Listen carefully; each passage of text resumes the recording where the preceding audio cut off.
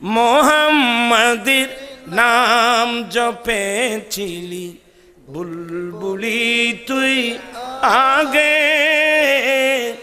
তাই কিরে তোর কণ্ঠেরি গান, তাই কিরে তোর কণ্ঠেরি গান এমন মধুর লাগে ওরে, এমন মধুর লাগে।